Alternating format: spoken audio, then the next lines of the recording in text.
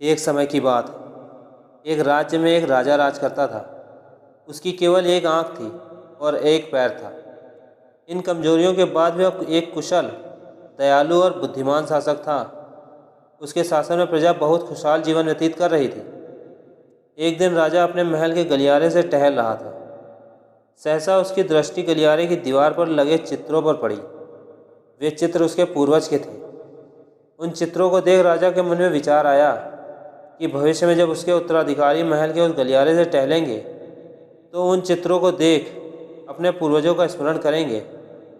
राजा का चित्र अब तक उस दीवार पर नहीं लगा था। अपनी शारीरिक अक्षमताओं के कारण वह नहीं जानता था कि उसका चित्र कैसा दिखेगा, लेकिन उस दिन उसने सोचा कि उसे भी अपना चित्र उस दीवार पर लगवाना चाहिए।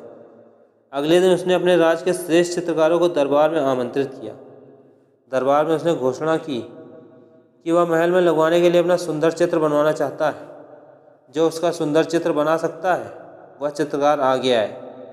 चित्र जैसा बनेगा वैसा ही उस चित्रकार को इनाम दिया जाएगा।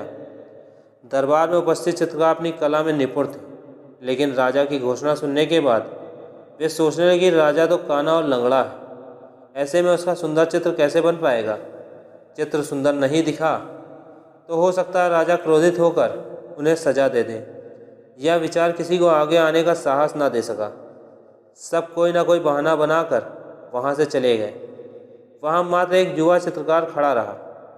राजा ने उससे पूछा, क्या तुम मेरा चित्र बनाने को तैयार हो? युवा चित्रकार ने हामी भर दी। राजा ने उससे अपना चित्र बनाने की आज्ञा दे दी। अगले ही दिन से वह चित्रकार राजा का चित्र बनाने में जुट गया। कुछ दिनों बाद चित्र बनकर तैयार था।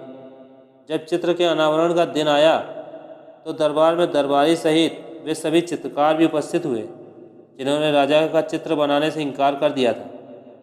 सभी उत्सुकता से चित्र के अनावरण की प्रतीक्षा कर रहे थे।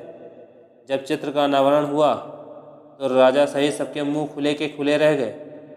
चित्र बहुत ही सुंदर बना था। उस चित्र में राजा दोनों तरफ पैर कर घोड़े पर बैठा हुआ था, जिसे एक ओर से चित्रित किया था, और उसमें राजा का एक ही पैर नजर आ रहा था।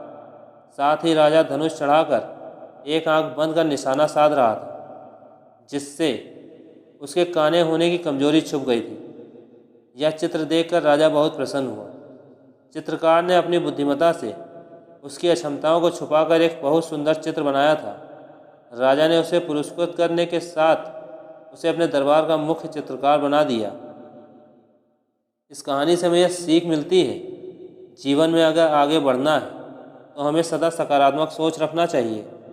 विषम परिस्थितियों में भी सकारात्मक दिशा में सोचने से किसी भी समस्या का समाधान आसानी से हो जाता है।